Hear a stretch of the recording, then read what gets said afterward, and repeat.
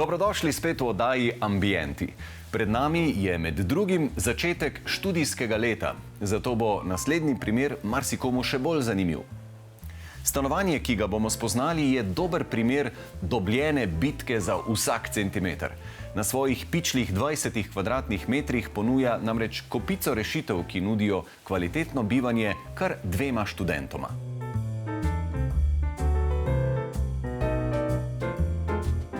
Malo je mini, mnogo je maxi, toda beseda ni o oblekah, ne o laseh. Mini navade, maxi razvade, mini in maxi našla sta v praksi drugi pomen.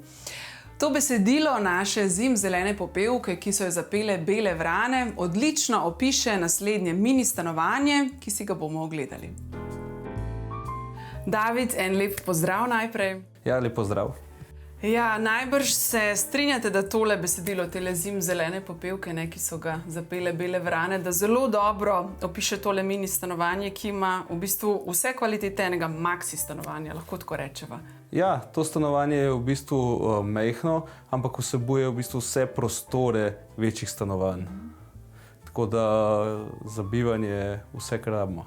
Kaj ste vse spravili na to kvadraturo? Oziroma, mogoče že začneva samo kvadraturo najprej. Ja, kvadratura je dobrih 20 kvadratnih metrov, tako da v njej je pa v bistvu vse od dnevno-bivalnega prostora do spalnega dela, pisarne, kuhinje, kopalnice.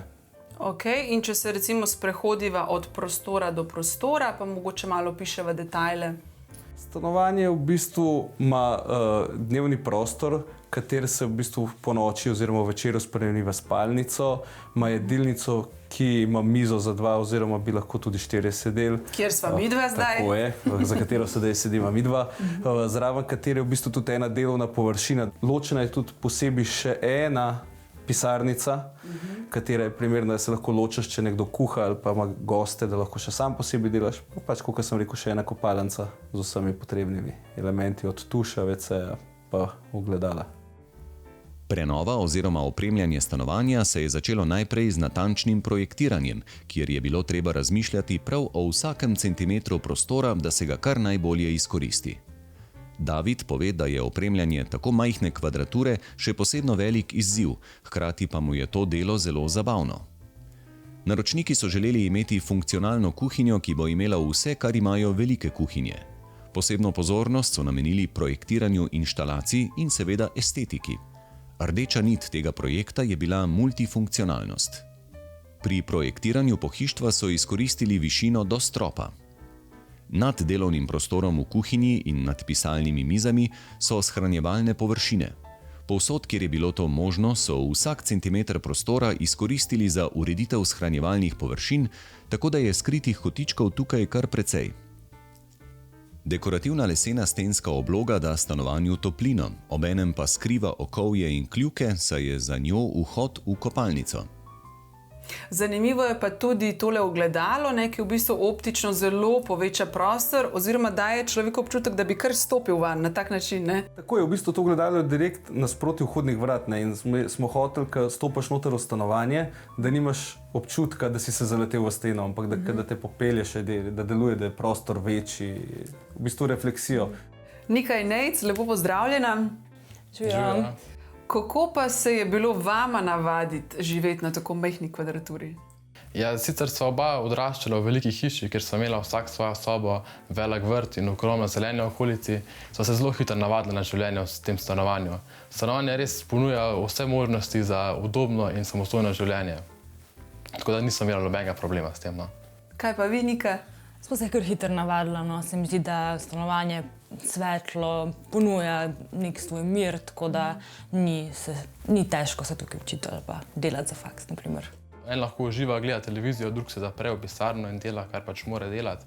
Lahko oba delava in se gledava vmes in se recimo spodbujava v težkih trenutkih. Super. Temu lahko rečeva, ampak ja, delo res ni problem v tem stanovanju in to smo že tudi pri zasnovi v bistvu upoštevali in v to smer tudi vse oblikovala. Ne. Ima pa stanovanje tudi res odličen razgled, imate velik balkon, tukaj imate pa ogromno vlakov pripelje mimo, se recimo to stanovanje kdaj zatrese, kako čutite to? Ja, tla se res kar pogosto tresejo, ja, ko se mimo peljejo težke kompozicije vagonov. Ampak tudi na to so se v bistvu navadili. No. Pogled po noči je res mal poseben v bistvu, ker je vseh 14 tirov ob stanovanju osvetljenih in tak poseben pogled, ki nas spomne, da živijo v bistvu na obrobju Ljubljane. Ne. Ja, veliko uživava na tem balkonu, poleti tudi kaj spečeva, se ohladiva zvečer po dolgem poletnem dnevu, tako da. Kaj je bila ideja vaših staršev, ko so ga kupili? Ja, v bistvu smo 3 otroci in jaz sem prvi izmed njih in vsi imamo plan v bistvu študirati in tako bomo tukaj noter se izmenjevala. Ne. Zdaj bom midva z Niko, bova tu še 3 leta, potem pride sestra, za njo še brat, tako da bo to stanovanje še nekaj časa zelo dobro izkoriščeno. Tak prehod v odraslo življenje, bi lahko rekli, ne? V bistvu je tak spontan prehod, da se vsak lepo osamosvoji v varnem zavetju Ljubljane in se v bistvu tako navadi živeti bolj samostojno tudi. Koliko je bilo največ ljudi tukaj v tem stanovanju? Ja, 12 nas je bilo, pa plus tega, da noben ni bil na balkonu, vsi smo bili noter. In se je vse lepo porazporedilo, kavč je veliko prevzel nase, nekaj stolov smo dodali in smo se imeli prav fino. Ponavadi se še potem kak stol iz kleti prinese, pa smo imeli malo večje druženje.